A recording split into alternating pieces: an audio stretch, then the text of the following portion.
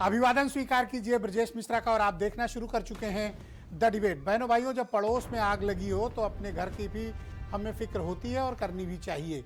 इन दिनों जो कुछ भी बांग्लादेश में चल रहा है वो भारत के लिए बिल्कुल ठीक नहीं है, क्योंकि भारत के खिलाफ जिस तरह से बांग्लादेश में नाराज़गी है और जैसा वहाँ हिंसा का माहौल है और ख़ास तौर पर कम्युनिटी विशेष को टारगेट किया जा रहा है, ये अपने आप में बहुत चिंता का विषय है। क्योंकि हम अपने आस पड़ोस में, पाकिस्तान तो हमारा दुश्मन मुल्क है, अगर बांग्लादेश में भी इस तरह के हालात होंगे, चीन से हमारी पहले से दुश्मनी चल रही है, तो ऐसे हालात में बांग्लादेश में भारत के खिलाफ माहौल क्यों है और क्यों एक हिंदू युवक की पीट पीट कर वहाँ पर हत्या कर दी गई, उसके बाद से वहाँ का माहौल ख़राब है। आज चर्चा इसी विषय की। बहनों भाइयों, कोई भी देश कानून के सिद्धांत के आधार पर चलता है। एक बुनियाद होती है कानून की, जिसके आधार पर कोई भी कंट्री चलती है। भारत है, बांग्लादेश है, पाकिस्तान, चाइना, कोई भी कंट्री होती है वो कानून के सिद्धांत पर चलती है। लेकिन जब भीड़ और कट्टरपंथ अपने हाथ में वो कानून ले लेते हैं और खुद फैसला करने लगते हैं, तब उस देश को की दिशा बदल जाती है और वो देश भटकाव के रास्ते पर जाता है, तबाही और बर्बादी के रास्ते की तरफ जाता है। इन दिनों बांग्लादेश के बारे में आप देख रहे होंगे कि बांग्लादेश से आने वाली खबरें उस मुल्क के लिए बेहतर नहीं है। वहाँ लगातार हिंसा हो रही है, लगातार वहाँ पर अस्थिरता का माहौल है, लोगों के पास काम नहीं है और कट्टरपंथी ताकतों ने बांग्लादेश पर कब्जा कर लिया है। वहाँ की प्रधानमंत्री शेख हसीना को किस तरह से इस्तीफा देकर अपने ही मुल्क से भागना पड़ा, दुनिया ने उसे देखा। लेकिन इन दिनों हिंसा की एक ताज़ा लहर वहाँ पर चल रही है और इस ताज़ा लहर का नतीजा है कि वहाँ पर हिंदुओं को ख़ास तौर पर टारगेट किया जा रहा है, क्योंकि वहाँ की जो सत्ता है वो वहाँ के जो इस्लामिक स्टूडेंट्स यूनियन है, जो कट्टरपंथी मोर्चे हैं, उनके हाथ में है। और ऐसा माना जाता है और ऐसा हमारा खुफिया एजेंसियों का भी क्लेम है कि उनको ISI और पाकिस्तान का सपोर्ट हासिल है। कितने दुर्भाग्य की बात है कि जिस मुल्क का जन्म ही पाकिस्तान की खिलाफत और पाकिस्तान के हिंसा के प्रतिकार के खिलाफ हुआ हो, वही आज पाकिस्तान के एजेंसी के इशारे पर काम कर रहा है। कारण क्या है इसका, और बांग्लादेश के इस तरह के हालात पर भारत क्या कर रहा है, हमारी सरकारें क्या कर रही हैं, आज चर्चा इसी विषय की करेंगे। आप कुछ बयान सुने, फिर डिबेट। बांग्लादेश में जो अल्पसंख्यकों के साथ, जो हिंदुओं और ईसाइयों के साथ अत्याचार हो रहा है, उसके खिलाफ इस सरकार को आवाज उठानी चाहिए। बांग्लादेश की सरकार के साथ बातचीत करनी चाहिए, पूरा समर्थन देना चाहिए जिनको पीड़ा हो रही है उनके साथ। सब में संवेदना होनी चाहिए और जो गलत परिस्थिति है उसको बदलने के लिए सबने मिलकर काम करना चाहिए। हिंदुओं की दुर्दशा कब समाप्त होगी, वहां माइनॉरिटी है एकदम, और दुनिया भर के हिंदुओं को अपनी मर्यादा में रहकर उनकी कितनी मदद कर सकते हैं, जो और जितनी कर सकते हैं उतनी सब करनी पड़ेगी, हमको भी करनी पड़ेगी। तो भारत की सरकार को इसका संज्ञान लेना पड़ेगा, कुछ करना पड़ेगा। तो आज की परिचर्चा में हीरो वाजपेयी उत्तर प्रदेश में भारतीय जनता पार्टी के प्रवक्ता हैं। कांग्रेस कमेटी के प्रवक्ता सुरेंद्र राजपूत इस कार्यक्रम का हिस्सा हैं।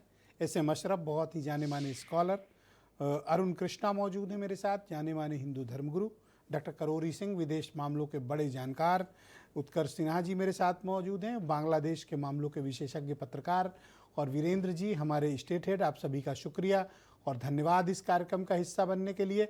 हीरो वाजपेयी जी, मैं आपसे जानना चाहता हूं कि आखिर भारत की सरकार बांग्लादेश में हो रही हिंदुओं के खिलाफ हिंसा और बांग्लादेश में इस भारत लहर के खिलाफ कुछ कठोर कार्रवाई क्यों नहीं कर रही है, या बताइए कि भारत सरकार ने संज्ञान में लिया तो क्या एक्शन लिया। देखिए ब्रजेश जी, तमाम चीज़ें ऐसी होती हैं जो राष्ट्रीय स्तर पर सरकार निर्णय लेती है और कठोरता से निर्णय लेती। कई चीज़ें हम लोगों के सामने भी आती हैं कि उनके राजदूत को बुलाया और अपनी नाराजगी जताई, और भी तरीके से सरकार संज्ञान ले रही है। और मुझे लगता है कि बांग्लादेश में जो हो रहा है वो बहुत ही घृणित कार्य हो रहा है। जिस देश की आज़ादी में भारत का इतना बड़ा योगदान है, वहाँ पे भारत और खास करके भारतीयों में हिंदुओं का इतना तगड़ा विरोध मुझे लगता है समझ से परे है। इसको सभी राजनीतिक दलों को इस पे अपनी वहां पर चिंता जतानी चाहिए और भारत सरकार पूरी तत्परता से लगी। तमाम चीजें सरकार जानकारी में डालती है, पब्लिक डोमेन में, और तमाम कार्यवाही बिना पब्लिक डोमेन के कठोरता से करती है। मुझे लगता है भारत की सरकार पूरी तरह से चुप नहीं बैठी है। तमाम कार्रवाइयां जो चीजें हम लोगों के सामने आ रही है, लोकतांत्रिक तरीके से विरोध दर्ज कराया जा रहा है, राजदूत को बुलाया जा रहा है, काफी वहां पर सख्ती से बात की जा रही है, और मुझे लगता है तमाम कार्रवाई सरकार और ये कौन सी सख्ती से बात हो रही है वाजपेयी जी? मुझे लगता है कि हम सभी लोगों को मिलकर जी वाजपेयी जी, ये कौन सी सख्ती की बात हो रही कि आरएसएस के प्रमुख को ये कहना पड़ रहा है कि भारत की सरकार इसका संज्ञान ले? कौन सी सख्ती है ये? देखिए कभी कभी आप कहते हैं कि आरएसएस का संबंध, वो भी एक संगठन है, स्वयंसेवी संगठन है, हिंदुस्तान का सबसे बड़ा संगठन है, विश्व का बड़ा संगठन। उन्होंने अपनी चिंता जाहिर की, कहा सरकार संज्ञान ले। स्थिति वही है जो मैं बोल रहा हूं कि बहुत सी चीजों पर सरकार सामने कर रही है, बुला रही है, उनके दूतावास को बुला रही है, उनसे बात कर रही है, और बहुत सी चीजों का संज्ञान सरकार लेती है जिनकी जानकारी पब्लिक डोमेन में नहीं रहती। मुझे लगता है उन्होंने जो बात कही है बहुत सत्य कही है, बहुत साफ गोई से कही है, और बहुत सामने आकर कही कि हिंदुओं पे अत्याचार हो रहा है। एकमात्र हिंदू कंट्री जो है, वो हिंदू जहां रहते हैं वो भारत है, तो हमारे हिंदुओं को मदद करनी चाहिए और तमाम लोगों को सामने आके बोलना चाहिए। और धीरे धीरे आप मुझे एक भी एक्शन नहीं गिना पाए, सामने आने लगे, और जो एक आप मुझे एक भी एक्शन नहीं गिना पाए कि हमने बांग्लादेश के खिलाफ क्या कार्रवाई की। नहीं, बांग्लादेश को राजनीतिक तरीके से ही कार्रवाई होगी, लोकतांत्रिक देश में हम उनसे अपनी बात कहेंगे, हम उनसे कड़ाई जताएंगे, हम उनसे नाराजगी जताएंगे, और भी स्तर पे बात हो रही होगी, वो बातचीत सामने नहीं आती। क्या भारत को आपको लगता है चुप बैठेगा? भारत जिस भौगोलिक परिस्थिति से गुजर रहा है, कभी नेपाल में बवाल, कभी श्रीलंका में बवाल, कभी बांग्लादेश में बवाल, और पाकिस्तान और चीन के साथ हमारे संबंध जग जाए, तो भारत की जो पूरी गतिविधि है, जो विदेश मंत्रालय है और जो मंत्रालय इससे जुड़े हुए हैं, वो पूरी तौर से काम कर रहे हैं। ब्रजेश जी, कोई भी चुप नहीं बैठा है। सुरेंद्र राजपूत कांग्रेस कमेटी के प्रवक्ता हैं। सुरेंद्र जी, आखिर भारत की सरकार कर क्या रही है कि आरएसएस के प्रमुख को और प्रियंका गांधी वाड्रा को भी संसद में ये बात बोलनी पड़ रही कि भारत सरकार इसका संज्ञान ले, कुछ कार्रवाई करे? आपके पास कोई जानकारी? आप भी तो अपोजिशन हो, कोई सरकार कर रही है, नहीं कर रही कुछ? ब्रजेश भाई, सबसे पहले तो इंदिरा जी अगर आज होती तो तब बात कुछ और होती। आज पूरा देश ये कह रहा है। वो इंदिरा जी जिन्होंने पाकिस्तान के 2 टुकड़े कर बांग्लादेश बनाया है, अगर इस तरीके की हिमाकत बांग्लादेश ने जो की है और इंदिरा जी होती, तो बांग्लादेश अभी तक खंड खंड हो गया होता, खंड खंड हो गया होता है। मैं पूरी जिम्मेवारी से कहता हूं। पहली बात तो मैं आपको बधाई दूं कि कम से कम प्रियंका जी के बाद, मोहन भागवत जी के बाद आप एक ऐसे पत्रकार हैं जो इस बात को उठा रहे हैं, वरना तो बाकी सारे पत्रकार तो मोदी जी की जय जय कर रहे हैं, नोएडा वाले आपके मित्र। अब आप इस चीज को देखिए, ये हो क्यों रहा है? क्योंकि भारत की सरकार की विदेश नीति बिल्कुल पूरी तरीके से ध्वस्त हो गई है। कट्टरपंथी जमातें जो हैं बांग्लादेश में जड़ जमा चुकी हैं। जमाते इस्लामी को पाकिस्तान से समर्थन मिल रहा है। पाकिस्तान का जो कट्टरपंथी दिमाग है, आसिम मुनीर का दिमाग है, आसिम मुनीर जैसे ही बांग्लादेश से चलता है, वैसे ही हमारे भाई की हत्या हो जाती है बांग्लादेश में, और हम चुप हैं। भारतीय विदेश नीति चुप है। पाकिस्तान, बांग्लादेश एक हो गए हैं, और इन दोनों के पीछे अमेरिका खड़ा है। वो अमेरिका खड़ा है जो डोनाल्ड ट्रंप, अमेरिका के राष्ट्रपति मोदी जी के दोस्त हैं, और वो मोदी जी को निर्देशित करते हैं कि रूस से तेल मत खरीदो। वो मोदी जी को निर्देशित करते हैं कि क्या नाम, ऑपरेशन सिंदूर को हॉल्ट कर दो, ऑपरेशन सिंदूर सीज फायर कर दो, और मोदी जी उनके निर्देश मानते हैं। तो कैसे क्या नाम, ये भारत की सरकार, मोदी जी की सरकार, उनकी विदेश नीति कुछ कर पाई? कुछ नहीं कर पा रही। मैं बताता हूं, सिर्फ एक छोटा सा काम किया है इन्होंने। चिटगांग में जो हमारा विदेश मंत्रालय का एक वहां वीजा देने का एक ऑफिस है, उसको कहा है कि अब हम बांग्लादेशियों को आगे से वीजा नहीं देंगे। ये एकमात्र काम भारत की विदेश नीति अरे ये तो आपने गिना दिया, वाजपेयी जी ने तो वो भी नहीं गिनाया। नहीं, वो थी, तो मैंने कहा इनको। तो आप क्या चाहते हैं कि भारत की हुकूमत किस तरह की कार्रवाई करे? क्योंकि मैंने इसे, इंदिरा जी जैसा कलेजा चाहिए वो नरेंद्र मोदी जी के पास नहीं है। नरेंद्र मोदी जी इस समय पूरी दुनिया में अपने लिए सम्मान बटोरने में लगे हैं। भारत का गृह मंत्री इस वक्त प्रचार मंत्री के रूप में लगा हुआ है। क्या काम करेगा वो? बिल्कुल कोई काम नहीं कर रहे हैं। थैंक यू सुरेंद्र जी। आज की डेट में पिक्चरें आ रही हैं किसी एनएसए के ऊपर लोग बताते हैं, लेकिन काम कोई नहीं कर रहे। अगर आज की डेट में एमके नारायणन या ब्रजेश मिश्रा जैसे, मैं तो नाम लेकर के कहता हूं, अरे मैं वाला ब्रजेश मिश्रा नहीं भैया, उनको बोलो, जी के समय में थे मैं बांग्ला, हाँ उन्हीं की बात कर रहा हूं मैं। अगर आज की डेट में होते, या एमके नारायणन होते, या अन्य हमारे और साथी होते, तो आज की डेट में आप यकीन करिए धर साहब जैसे लोग होते, तो आज बांग्लादेश, अरे आप ये भी कह सकते हैं कि अगर ये वाले ब्रजेश मिश्रा होते तो और कड़ी कार्रवाई करते। आप तो ये भी कह सकते हैं। नहीं ये वाले ब्रजेश मिश्रा होते तो कड़े, नहीं ये वाले ब्रजेश मिश्रा होते तो सर्जिकल स्ट्राइक हो जाता। थैंक यू सर, धन्यवाद, आप जान बहुत लीजिए। शुक्रिया सर। डिबेट तो को मैं आगे ये कह बढ़ाने रहा से हूं- डॉक्टर करोरी सिंह साहब मैं मेरे ये- साथ मौजूद नहीं, हैं, सर, इस सर, देश 10 में विदेश सेकंड मामलों के बड़े जानकार हैं। डॉक्टर करोरी सिंह साहब, बहुत शुक्रिया आपका हमारे साथ जुड़ने के लिए। तो सर बताइए कि ये बांग्लादेश में चल क्या रहा है, उस मूवमेंट के पीछे कौन है, और भारत की सरकार की डिप्लोमेसी क्या कर रही है, और हमें क्या करना चाहिए।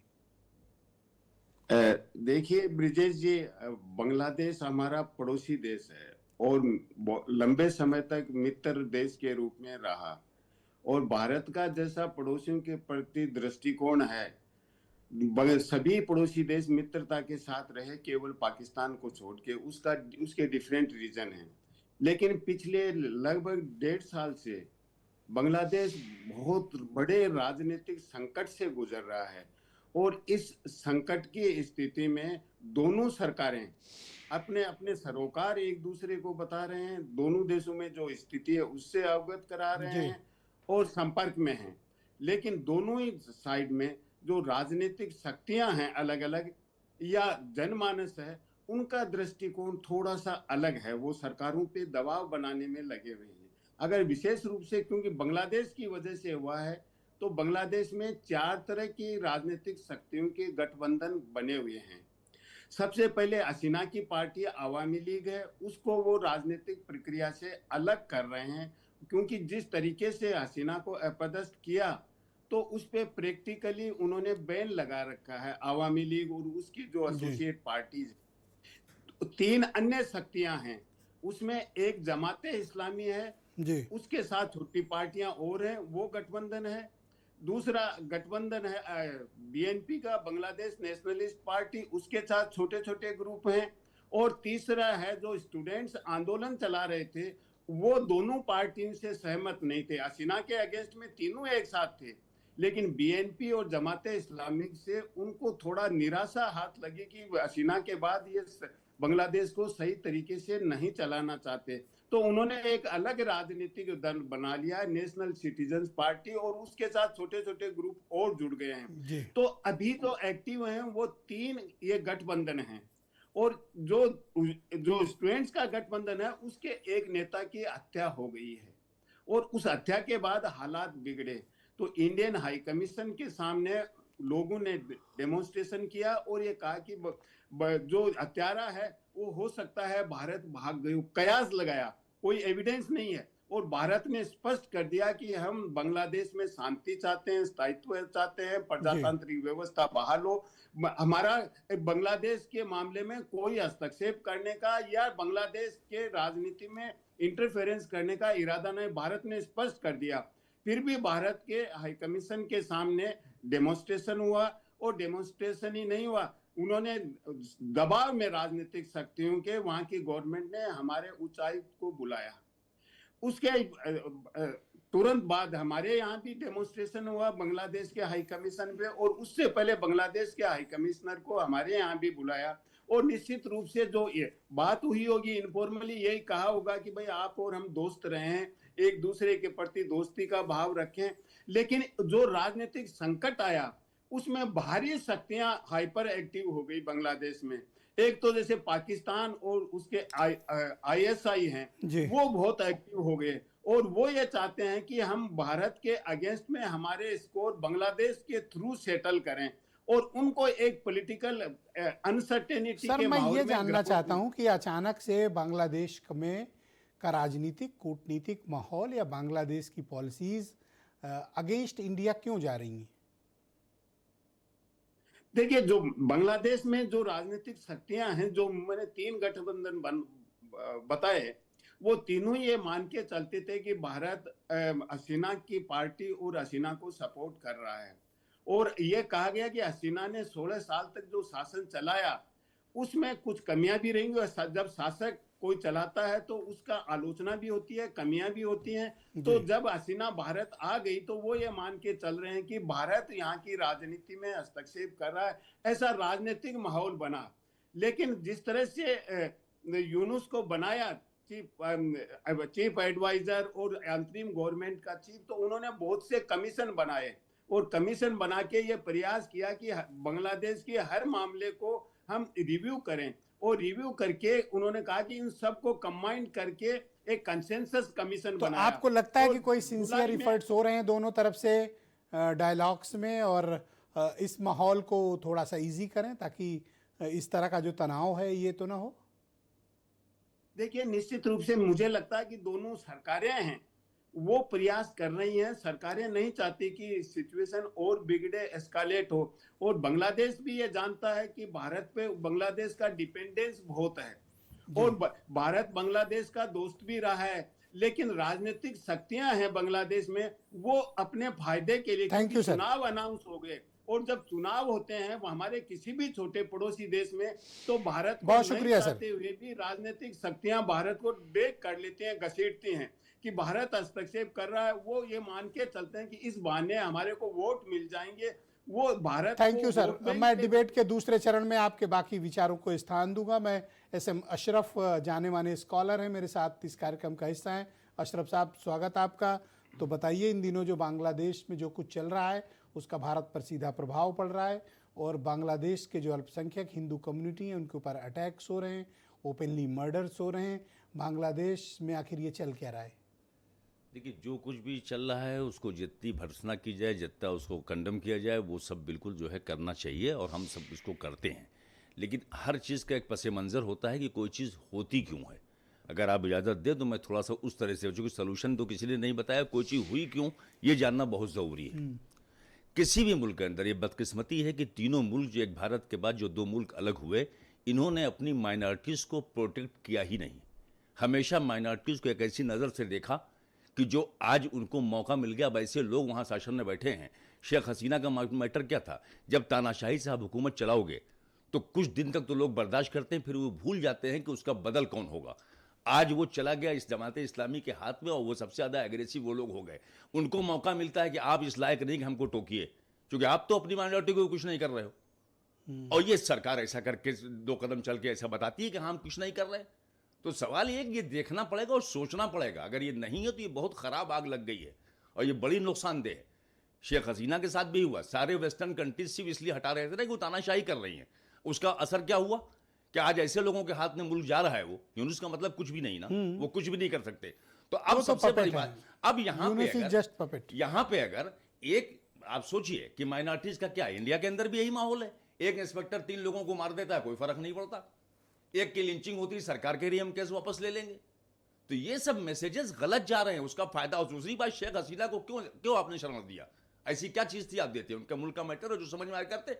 इसका भी रिप्लिकेशन है जो भी बता रहे हैं कि कहीं ना कहीं उनको लगता है कि भारत जो है वो उनको सपोर्ट कर रहा है। जब उनके खिलाफ इतना माहौल बन गया तो उनकी जरूरत थी अपने मुल्क के माहौल। और कोई भी तानाशाह, ब्रजेश भाई, जब वो पर सोचेगा हम कि- राजनीतिक शरण देते हैं लोगों को, हमारी हिस्ट्री रही अरे है। भाई, किसको आप दिया तिब्बत आपने? देख चलिए लें, बता दीजिए, आप तिब्बत देख लें, किस देश के आप प्राइम मिनिस्टर तिब्बतियंस को आपने देख दिया? लें, अरे आप तिब्बत देख लें। आप, मैं मान सकता हूं, लेकिन बता दीजिए किस मुल्क नहीं, के- कि हमने, अगर किसी ने हमसे शरण मांगी जिसको- तो नहीं, हमने दिए। मांगना क्या? आप किस लायक भी हम नहीं थे कि हम किसी को शरण देते। हमारे यहाँ शरण लेता कौन? शरण लेने के लिए हमेशा लोग ऐसे मुल्कों में- पॉलिटिकल आइसलम तो ऐसे- मतलब नहीं, एक नहीं, कल आपने- मतलब आपकी पॉलिसी का आपने हिस्सा अपने है। संबंधों, जो संबंध थे, जो लगता था कि मैं शेख- आपकी बात काट नहीं रहा, लेकिन भारत सरकार की विदेश नीति में राजनीतिक शरण देना उनकी नीति का हिस्सा है। अब किसको दे ये मंत्रालय तय नहीं, करता वो है। ठीक है, वो बात ठीक है, चूंकि तो उनका- शेख हसीना को शरण देना, राजनीतिक शरण मैं देना, समझता हूं कहीं ना कहीं इस बात का भी उनके अंदर एक रिवेंज इनके अंदर है कि भारत ने चूंकि दिया आप क्या हुआ है- आपका क्या मानना है कि उन्होंने गलत राजनीतिक शरण दी गई, नहीं रखना चाहिए? मेरा मतलब हमारा मुद्दा ही नहीं था शेख हसीना रहेंगे गद्दी पे। हम नहीं रहेंगे, बेवजह उस पर बवाल रहेंगे। मोल ले रहे हैं। हाँ, हम क्यों- बेवजह क्यों? बवाल मोल हमें ले क्या जरूरत है इस पे करने की? हमारा कहने का मतलब ये है। जी, और माइनॉरिटीज का मैटर ऐसा हो गया तो हर जगह की ये चीज हो गई है। बहुत गलत है जो कुछ हो रहा है। Thank you sir. मैं दूसरे चरण में आपके बाकी ओपिनियन को सम्मिलित करूंगा। अरुण कृष्णा मेरे साथ मौजूद हैं, हिंदू धर्मगुरु। अरुण जी, बहुत शुक्रिया आपका। अरुण कृष्णा जी, मुझे बताइए कि जिस तरह का वातावरण बांग्लादेश में है, आप लोग उसके बारे में क्या ओपिनियन है आपकी?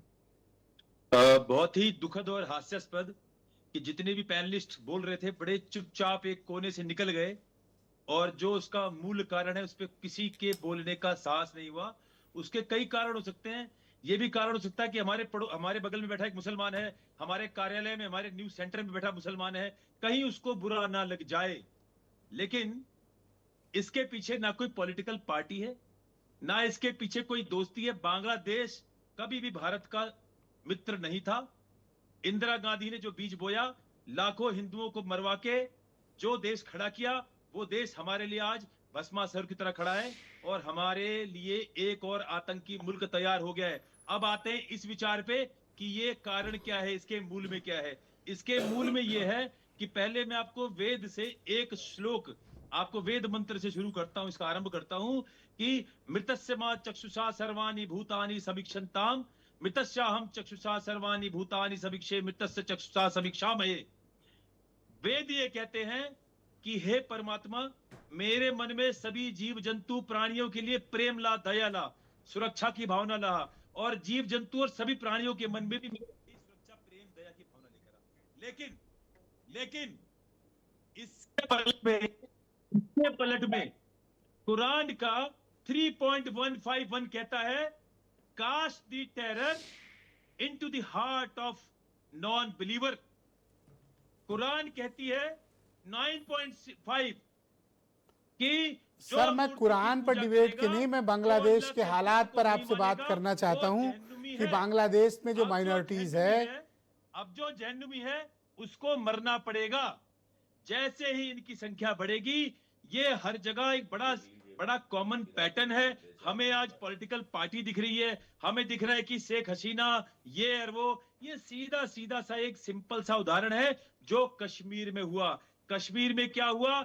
एक ही दिन 90 मस्जिदों से मौलवियों ने, मुसलमानों ने तेज चीखा और कहा कि काफिरों 24 घंटे में। सर, आप डिबेट को कश्मीर दूसरी खाली कर दिशा दो। में ले जा रहे हैं। मेरा आग्रह है कि ये नहीं। बांग्लादेश में जो माइनॉरिटीज का मसला है या बांग्लादेश के हालात हैं, वो क्यों ऐसे उत्पन्न हुए, और एज ए ये कंट्री इसीलिए भारत को क्या करना विजय चाहिए? जी, ये इसीलिए है केवल हिंदू नफरत, केवल नॉन बिलीवर हेट्रेड। आप इसे मत मानिए। हम सब चाहे तो अपनी आंखें बंद कर सकते हैं, हम चाहे तो इसे ना सुने, हम चाहे तो अपना ये पूरा डिबेट का टाइम यहाँ वहां की बातों में करके समाप्त कर सकते हैं। लेकिन सच्चाई ये है कि जहां जहां हिंदू माइनर होगा, वहां काटा मारा जाएगा, उनकी बहन बेटियों को माले गनीमत समझ के लूटा जाएगा। केवल उस दीपचंद बच्चे को मारा नहीं गया, आपको शायद पता नहीं है, उसकी 3 घर की महिलाओं के साथ बलात्कार भी किया गया है। आप इस बारे में रिपोर्ट चेक कर लीजिएगा। और ये ना पहली घटना है, ना ये अंतिम घटना होगी। आपने कश्मीर देखा, आपने बहुत सारी जगह बंगाल के अलग अलग हिस्सों में तो देखा आप है। क्या ये चाहते हैं है कि केवल भारत की केवल सरकार को विचारधारा की लड़ाई। बांग्लादेश के साथ क्या करना चाहिए? हमें वही करना चाहिए जो एक आतंकवादी के साथ हमारी सेना करती आई है। तो इनके आप क्या ऊपर चाहते हैं हमारे कि पास- भारत की हुकूमत क्या हमारे पास कार्रवाई करे? जब तक हम ये मानेंगे कि जो बांग्लादेश का हिंदू है वो हमारे देश का हिंदू नहीं है, वो बांग्लादेश का है। जब तक हमारे अंदर वही ऐसा जो मुसलमानों के अंदर होता है कि गाजा का मुसलमान मर रहा है, तो हम अपने पार्लियामेंट पे खड़ा होकर बोलेंगे इजराइल जिंदाबाद। सर, वो बात तो ठीक भावना है सर, तब पर तक मुझे हम ये लोग के बताओ सर कि भारत की हुकूमत को क्या करना चाहिए?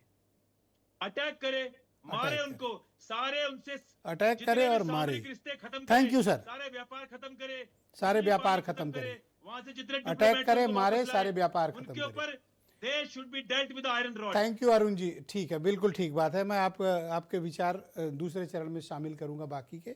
मैं उत्कर्ष सिन्हा जी बहुत ही एक्सपर्ट जर्नलिस्ट हैं, बांग्लादेश का कई मरतबा दौरा भी कर चुके हैं और वहाँ के राजनीतिक सामाजिक नब्ज पर उनकी खासी नज़र रहती है। उत्कर्ष जी, आपका धन्यवाद हमारे साथ जुड़ने के लिए। मैं आपसे जानना चाहता हूं कि बांग्लादेश में इन दिनों जो माहौल है उसका कारण क्या है, और जो कुछ भी वहां पर माइनॉरिटीज़ के साथ हो रहा है वो क्यों हो रहा है, ऐसे हालात क्यों उत्पन्न हुए, और भारतीय कूटनीति क्या कर रही है, और भारतीय हुकूमत क्या काम कर रही है इस पर। ओके, शायद मेरी आवाज़ उन तक नहीं पहुंच पा रही है। अभी तक तो कनेक्ट थे, लेकिन जैसे ही हमने बात करनी शुरू की उनका वीडियो हमसे डिस्कनेक्ट हो गया। हम वापस उन्हें कनेक्ट करने की कोशिश करेंगे।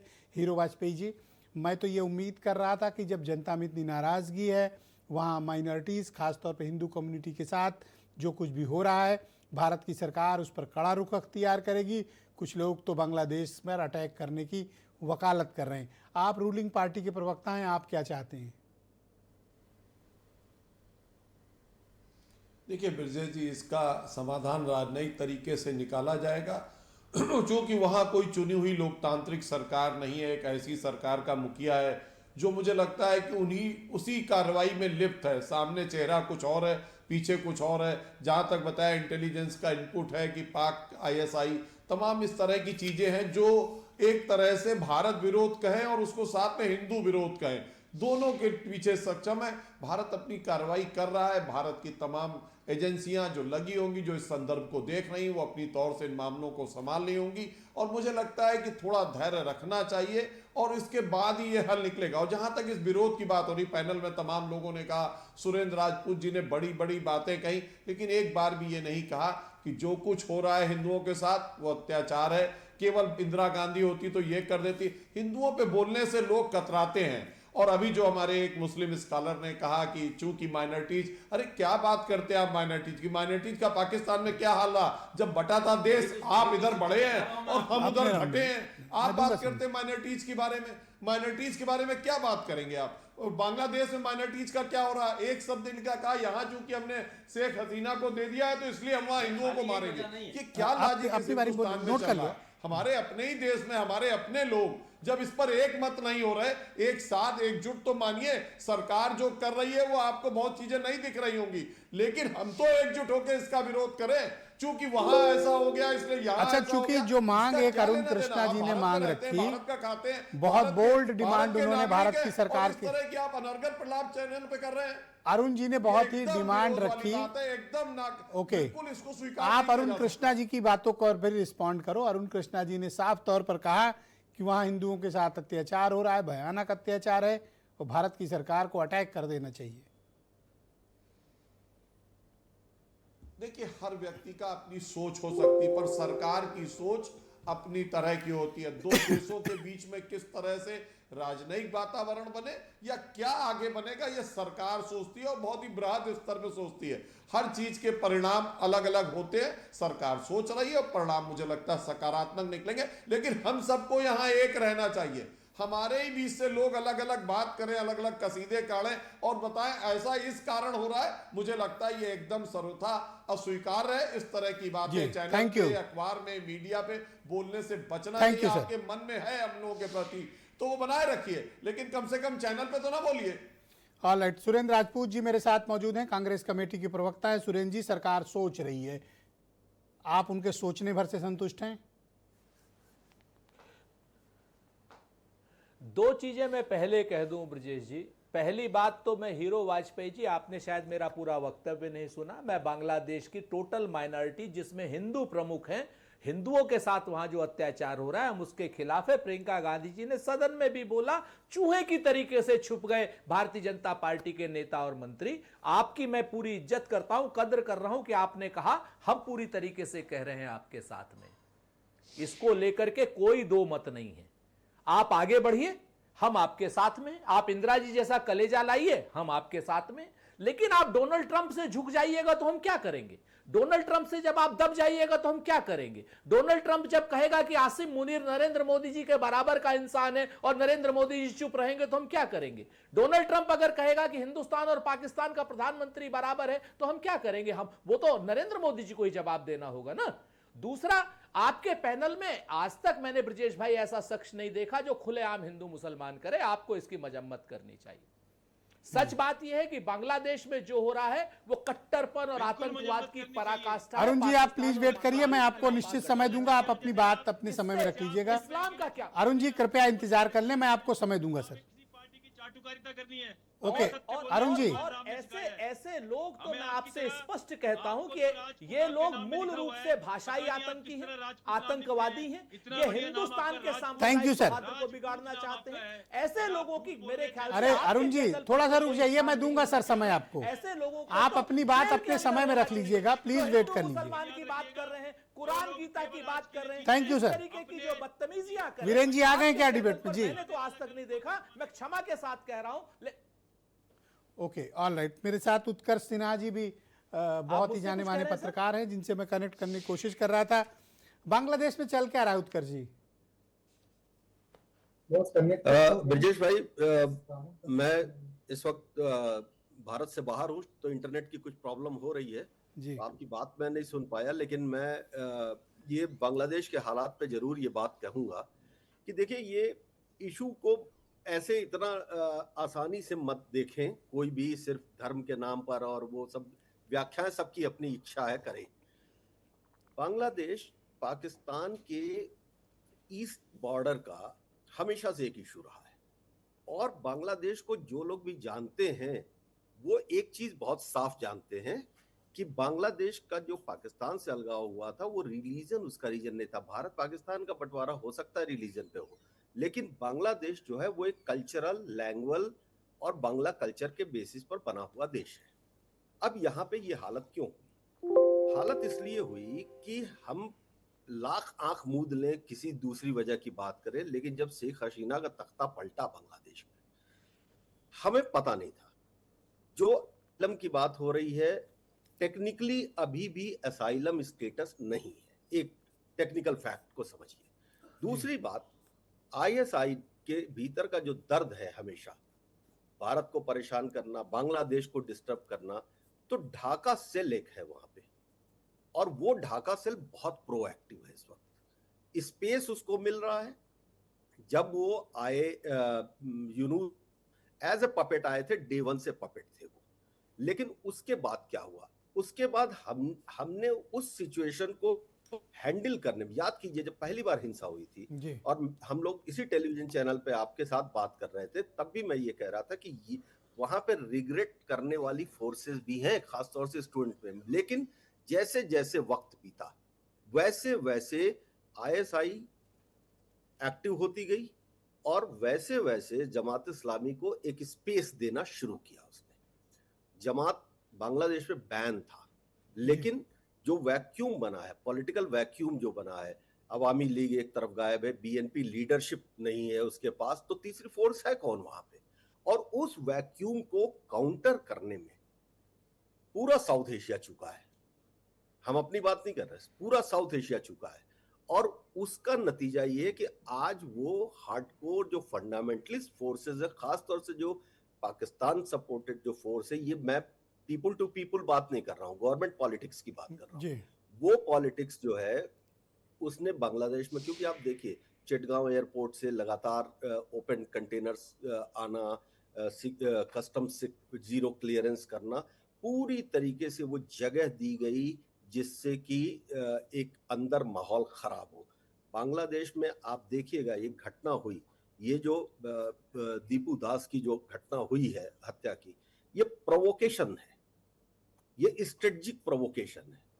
और इस स्ट्रेटजिक प्रोवोकेशन को, क्योंकि मैं लगातार बात करता रहता हूं अपने पत्रकार साथियों से जो वहां भी हैं, यहाँ भी हैं, पूरे साउथ एशिया में, तो प्रोवोकेशन माना जा रहा है। और अब वहां पे हालत ये है कि चूंकि ये जो केयर टेकर गवर्नमेंट है, इसके मुखिया जो हैं मोहम्मद यूनुस, ये लिवरेज दे रहे हैं, विलिंगली लिवरेज दे रहे हैं, और उस वजह से हालत खराब, क्योंकि वो चाहते नहीं है कि बांग्लादेश में 12 फरवरी को होने वाले इलेक्शंस हों, और इस वजह से वो उस पूरे मसले को और बिगाड़ने में लगे हुए हैं। तो एक तरफ तो ये है, दूसरी तरफ भारत और बांग्लादेश के आर्मी चीफ्स की बात हुई है, एकदम लेटेस्ट इंफॉर्मेशन है, कंफर्म इंफॉर्मेशन है, लेकिन जैसा कि ये बताया जा रहा है कि साहब चीफ ने हमारे धमकाया और कहा कि अब हम खुद जाएंगे, ऐसा कुछ नहीं है। सिक्योरिटी स्ट्रॉन्ग की गई है, सीमा पे 50,000 हम कुछ कार्रवाई कर रहे हैं उत्कर्ष जी, भारत सरकार कोई एक्शन ले रही है?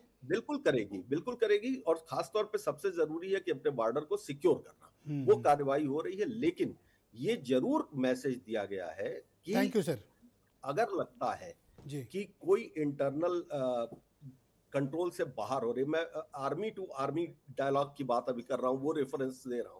जी उन्होंने ये कहा, और जाहिर सी बात है कि सरकार की मर्जी से हुआ होगा, अपने से तो नहीं होता है।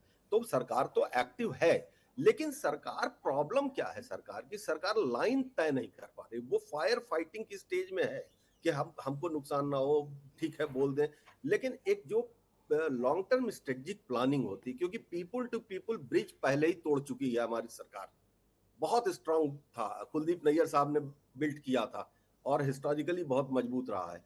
तो अब वहां पे इसलिए हैंडल करने में मुश्किल आ रही। तो फायर फाइटिंग कर लें, बयानबाजी कर लें, हिंदू मुसलमान को कोसे, मुसलमान हिंदू को कोस ले, वो सब करना अपनी जगह पे, लेकिन सीरियस एफर्ट हमेशा बहुत तभी होगा महत्वपूर्ण बात जब आपने कही, बहुत कूटनीति ही पर्दे के पीछे से सिंसियर बात मजबूत कही। और हो, देखिए एक डिप्लोमेसी में प्लान यही के सब साथ। बातें बहुत अहम होती हैं जो उत्कर्ष जी कर रहे हैं। और हमको country to country dialogue process को आगे बढ़ाना है। हम पड़ोसियों के साथ हमें रहना और आना भी है, क्योंकि ये हमारे लिए एक मुसलसल बात है और वो हम अपने पड़ोसी नहीं बदल सकते। दुनिया में कोई अपने पड़ोसी नहीं बदल सकता, तो हम क्या बदल पाएंगे। वीरेन जी हमारे स्टेट हेड कार्यक्रम में मौजूद हैं। वीरेन जी, बांग्लादेश की हिंसा को लेकर आज पूरे देश भर में बड़ी चर्चा है। क्या कारण है कि वहाँ माइनॉरिटीज़, खासतौर पर हिंदुओं के साथ इतने भयानक अत्याचार हो रहे हैं? मैं तो उम्मीद कर रहा था कि भारत की सरकार इस पर कठोर कार्रवाई करेगी। देखिए, हिंदुस्तान में आज विभिन्न राज्यों में बांग्लादेश के जो हिंसा हिंदुओं के खिलाफ हो रही है, उस पर बहुत ज़्यादा विरोध प्रदर्शन हो रहा है और बहुत नाराज़गी है भारत के लोगों में, और नेपाल के भी लोग इसमें शामिल हैं। भारत और नेपाल की स्थिति एक जैसी है बांग्लादेश में, और दोनों देश इसको लेकर नाराज़गी प्रकट कर चुके हैं। लेकिन आज एक सवाल ये खड़ा हो गया कि बांग्लादेश हमारा मित्र है, पड़ोसी है कि दुश्मन है। और पिछले 1-1.5 साल से ये बात देखने को मिल रही है कि अब दुश्मनी की स्थिति काफ़ी हद तक साफ हो गई है। उनको आप जो अपने यहाँ अल्पसंख्यकों की रक्षा न कर पाए, बहन बेटियाँ सुरक्षित न हो, लोगों के घर जलाए जाएं, अल्पसंख्यकों हिंदुओं पर अत्याचार हो रहा है, उनकी हत्याएं हो रही हैं, ये बांग्लादेश के पक्ष में नहीं है कहीं से भी। वो तरक्की के बजाय गर्त की ओर जा रहे हैं, ये बात साफ तौर पर अब दिखाई पड़ रही है। वो अपने भारत से रिश्ते खराब कर रहे हैं, और जिस पाकिस्तान को काटकर उस देश का निर्माण हुआ था, वो 75-80 के साल के बाद फिर अब उसी रास्ते पे जाना चाहता है जहां हाथ में कटोरा हो। भारत विरोधी काम से बांग्लादेश पूरी दुनिया में मुसलमानों के लिए एक समस्या पैदा कर रहा है। ये वो ना सोचे कि खाली बांग्लादेश में हिंदुओं को मारकर वो पूरे देश दुनिया में मुसलमानों के लिए सुरक्षित व्यवस्था बनाएगा। ये भारत में तो नाराजगी है ही, और जगहों पर भी इसको लेकर नाराजगी चल रही है, तो वो पूरी कौम का नुकसान कर रहे हैं। और वैसे देखिए, भारत के साथ जलन में पाकिस्तान बर्बाद हो गया, अब बांग्लादेश की बारी है। और ये चाहे चाइना के आगे हाथ फैलाएं, चाहे अमेरिका के पास जाएं, चाहे आईएसआई की सहारे पे करें, लेकिन जो इनकी आर्थिक स्थिति चल रही है, जो इनकी गाड़ी ढलान पर आई है, आर्थिक रूप से बर्बादी की ओर बढ़ रहा है बांग्लादेश, उसके हाथ में देर सवेर कटोरा ही आना है। इसके अलावा उनकी कोई स्थिति नहीं बनी, वो भिखारी बन के रह जाएंगे। भारत हमेशा मजबूत राष्ट्र रहा है, देने की स्थिति में रहा है, इसीलिए वो तरक्की कर रहा है। चुनाव है फरवरी में, धार्मिक आधार पर हिंसा भड़काकर चुनाव जीतने की कोशिश कट्टरपंथी कर सकते हैं, वो करें, लेकिन यूनिस सरकार में हिंदुओं पर अत्याचार बढ़ा है और वो देश को पटरी पर नहीं ला पाए हैं। उनका जो आर्थिक समृद्धि का ट्रैक था वो हट गया है, गिर गया है देश, उनकी गाड़ी पटरी से उतर चुकी है। और जिस देश में लोकतांत्रिक कहा गया कि वो लोकतंत्र को बचाने आए हैं, वहां भीड़ तंत्र फैसले कर रही है। और ये साफ है कि वो असफल हो गए हैं बांग्लादेश का शासन चलाने में। तो बहुत सारी बातें हैं जो एकदम साफ तौर पर भारत में वीरेन जी। लोग सोचते हैं और देखते हैं जी ब्रजेश जी। लेकिन बांग्लादेश में छात्र नेता उस्मान हादी, जिसने शेख हसीना का तख्ता पलटा था, वो एक बड़ा नेता बन रहा था, स्थापित होता जा रहा था जी। और उनकी राजनीतिक हत्या कराई गई है। और बांग्लादेश में विरोध चरम पर है, आगजनी है, वो अपने आप को संभाल नहीं पा रहे हैं। वो खाली उन्होंने डाइवर्ट किया है एक हिंदू की हत्या कराकर मुसलमानों को संतुष्ट करने के लिए। बांग्लादेश में और कुछ नहीं हुआ इसके अलावा। सरकार इस बात से संतुष्ट हो गई कि मुसलमान खुश हो गए हैं और वो निश्चिंत हो गए हैं।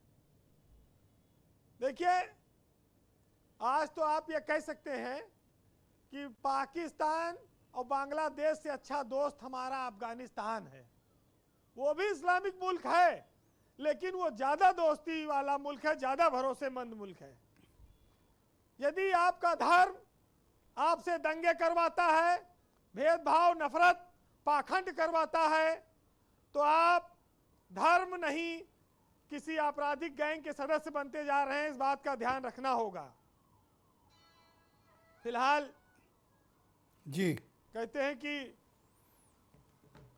मिल के होती थी कभी ईद भी, दिवाली भी। अब ये हालात है कि डर डर के गले मिलते हैं और देखोगे तो हर मोड़ पे मिल जाएंगी लाशें और ढूंढने पर उस शहर में कोई कातिल न मिलेगा। बहुत शुक्रिया वीरेन जी आपका हमारे साथ जुड़ने के लिए, ग्राउंड जीरो से अपना फीडबैक, ओपिनियन और पॉलिटिकल सोशल ऑब्जर्वेशन हम तक पहुंचाने के लिए। बहनों भाइयों, इस पर चर्चा को आगे बढ़ाते हैं। मेरे साथ डॉक्टर किरोरी सिंह मौजूद हैं, फॉरेन मामलों के जाने माने एक्सपर्ट हैं। किरोरी साहब, जैसा कि अभी उत्कर्ष जी ने अपनी ओपिनियन प्रस्तुत की कि भारत सरकार को डायलॉग प्रोसेस के साथ बात को थोड़ा तेजी बढ़ानी चाहिए, और जो पीपल टू पीपल कनेक्ट था जो किन्हीं कारणवश टूट गया है, या हमारी जो डिप्लोमेसी है, हमें राजनीतिक तौर पर बात को आगे बढ़ाने की ज़रूरत है, ना कि इसमें उलझने की। देखिए ब्रजेश जी, मैं ये कहना चाहूंगा कि बांग्लादेश की आज की स्थिति है उसमें लॉ एंड ऑर्डर बिल्कुल नहीं चल पा रहा है, वो बिल्कुल डिस्टर्ब हो रहा है। दूसरा है कि राजनीतिक हिंसा की गतिविधियां बढ़ रही हैं। हमें इसको कम्युनल हिंसा नहीं कह के, देखिए बीएनपी पार्टी के लीडर के घर को जलाया, उसमें उनके 7 साल की बच्ची जल गई। वो हिंदू नहीं थी, माइनॉरिटी की नहीं थी। बांग्लादेश के 2 मेन अखबार हैं, उनके कार्यालयों को जला दिया, वो एक दिन अखबार पब्लिश नहीं हो पाए। तो कानून व्यवस्था वहां सरकार नहीं चला पा रही है।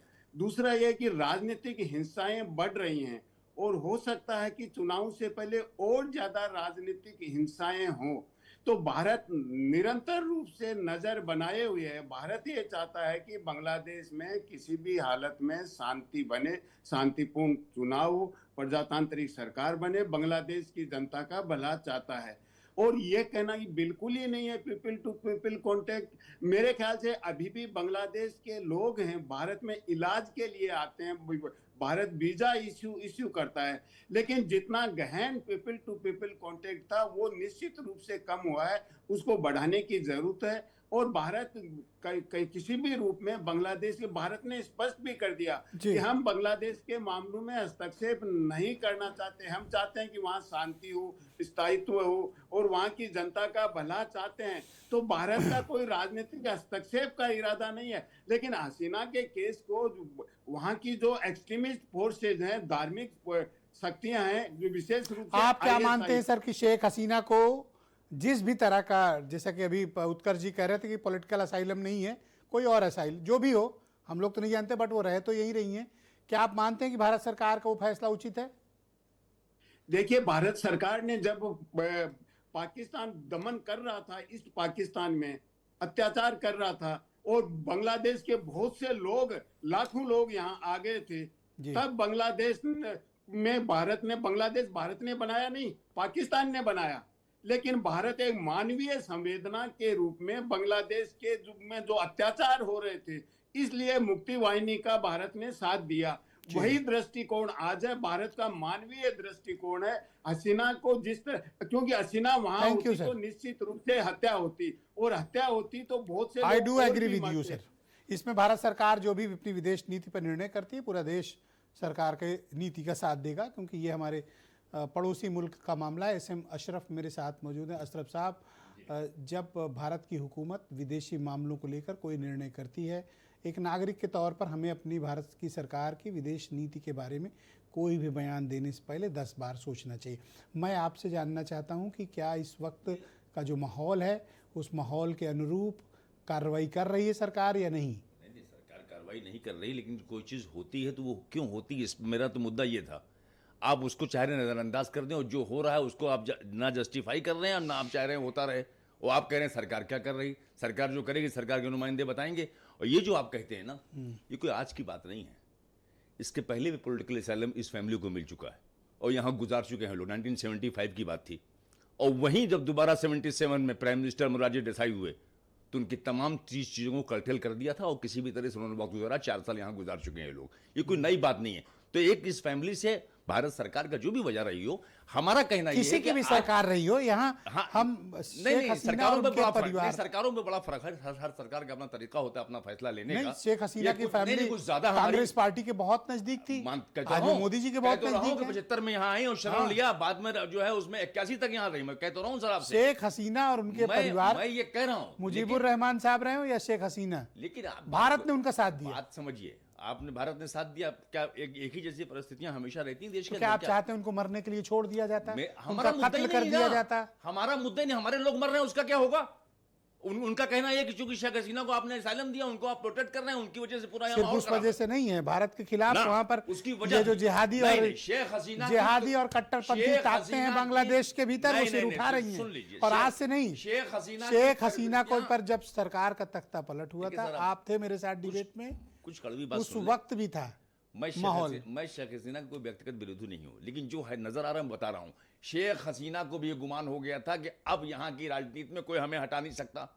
तो जब बदल की बात आती है तो फिर कौन बदल में आएगा ये जनता नहीं देखती। कट्टरपंथियों के हाथ में सौंप दिया उन्होंने। ऑलराइट, अरुण कृष्णा जी मेरे साथ मौजूद हैं। बताइए भाई अरुण जी कि जिस तरह का माहौल है, आप क्या सहमत हैं कि भारत की सरकार, हमारी केंद्र की सरकार जिस तरह की कार्रवाई बांग्लादेश पर कर रही है वो पर्याप्त है, या आप चाहते हैं कि ये कार्रवाई का लेवल और बढ़ा दिया जाए, सभी डिप्लोमेटिक, सभी बिजनेस टाई सब तोड़ लिए जाएं और भारत को सशस्त्र कार्रवाई करनी चाहिए? देखिए ब्रिजेश जी, मुझे राजनीति से उत्प्रोत बातें करने नहीं आती। हम सत्य बोलते हैं क्योंकि भगवान राम ने हमें सत्य बोलना सिखाया है। सत्यमेव ईश्वरो लोके सत्य धर्म सदा सिता, सत्य मूलानि सर्वाणि सत्य नास्ति परम पदम। हमारे लिए सबसे बड़ा पद सत्य है। अभी मैंने सुरेंद्र राजपूत जी को राजपूत जी करके बोला, लेकिन जब इनकी बारी आई तो उन्होंने क्या कहा, एक आदमी यहाँ हिंदू मुसलमान कर रहा है।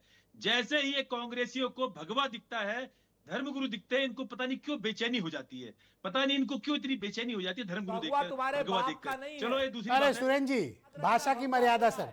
सुरेंद्र जी, ऐसे शब्दों का इस्तेमाल ना करें। आप एक शालीन और सीनियर प्रवक्ता हैं, आप इस तरह किसी के माँ बाप के बारे में टिप्पणी नहीं कर सकते हैं। नहीं, मैं आपसे शालीनता की उम्मीद करता हूँ सुरेंद्र जी। आप एक वरिष्ठ प्रवक्ता हैं और अपने शब्दों की और मर्यादा का ध्यान रखें। आप किसी के साथ बदसलूकी भरे शब्दों का इस्तेमाल नहीं कर सकते। अगर कांग्रेस को नहीं, गलत बात, उन्होंने कोई अपमानजनक बात नहीं की, सिर्फ विरोध किया अरुण जी ने। आप उनके साथ गाली गलौज नहीं कर सकते। अरुण जी बोलिए आप। नहीं सर, बिल्कुल नहीं। मैं बिल्कुल, जो शख्स आपके चैनल पर बैठकर हिंदू, अरे शर्म आनी चाहिए तुम्हें राजपूत लिखते हुए। तुम्हें लिखना चाहिए सुरेंद्र दरबारी, तुम्हारा नाम होना चाहिए सुरेंद्र दरबारी। अरे नहीं नहीं, आप भी भाषा ध्यान रखो सर, भाषा का ध्यान रखो सर। दरबारी, हम देश के दरबारी हैं। आपकी तरीके से आपने बोला एक आदमी नहीं है, हिंदू मुसलमान करके देश कर रहा है। भाषा की शालीनता नहीं पता आपका। आप हिंदू मुसलमान करके भारत के हिंदुओं को, भारत के मुसलमानों को लड़ा रहे हो बांग्लादेश के नाम पर। कुरान को गलत तरीके से कर रहे हो, कुरान और गीता को लड़ा रहे हो। तुम्हारे अंदर क्या चुन्ने काटते क्या? मैंने कहा ना, मेरे नाम को छोड़ दो, हम हैं दरबारी, हम तो देश के दरबारी हैं। चुन्ने तुम काटते लोग तो क्या? देश के व्यापारी हो, देश के द्रोही हो, देशद्रोही लोग, चुन्ने काटते जेल जाना चाहिए। धर्मगुरु देख के मैंने चुन्नी कहा नाम काटते तो है क्या? दरबारी, जैसे तुम तुम्हारी लोग इंदिरा तो गांधी गद्दार ने हो, करवाए हैं, देश के गौ गद्दार, हत्या करवाई, बांग्लादेश के कृपाल नाम सिंह पर महाराज ने हिंदू आपको मुसलमान श्राप मैं आप दिया दोनों कि महानुभावों पूरे से आग्रह कांग्रेस करूंगा खानदान कि का नाश कृपया होगा। क्या भगवत शब्दों का दीक्षित सही ने चयन आपको करें और बताया मुद्दों का सही आपका इस्तेमाल नाम करें। सुरेंद्र दरबारी। समय बहुत कम है। आपका मैं नाम आप सुरेंद्र सबका दरबारी बहुत नहीं, आभार सुरेंद्र प्रकट करता दरबारी हूँ। होना चाहिए। बहुत मैंने धन्यवाद आपसे देता हूँ कि राजपूत आप करके सबने बात अपना किया। कीमती आपने वक्त मुझसे बदतमीजी क्यों करी भाई? आज की परिचर्चा के लिए निकाला। मैं आप सबका बहुत आभार प्रकट करता हूं और बहुत धन्यवाद आप सबका प्रकट करता हूं। और बहनों भाइयों, आप सबका भी शुक्रिया इस कार्यक्रम को देखने के लिए। एक छोटा सा ब्रेक के उस पार आपको प्रियव्रत दीक्षित मिलेंगे, जो बताएंगे कि अगर आप ब्रांडेड देसी घी के नाम पर बाजार से कुछ ला रहे हैं तो आप स्वयं और अपने परिवार और अपनी नस्लों को ख़राब कर रहे हैं, क्योंकि ब्रांडेड देसी घी के नाम पर जहर और केमिकल और जिस तरह की चर्बियाँ मिलाकर आपके समक्ष उसको देसी घी बनाकर स्प्रे डाल के देसी घी का एसेंस डालकर बेचा जा रहा है, आपके लिए वो आपको बहुत घातक और परेशान करने वाला है। बहराइच में 8000 कुंटल नकली देसी घी मिला और इसके पहले अलीगढ़ में मिला था। बहनों भाइयों, बाजार में बिकने वाले इन ब्रांडेड देसी घी से सावधान रहिए। एक छोटा सा ब्रेक के बाद पूरी डिटेल आपको दिखाएंगे।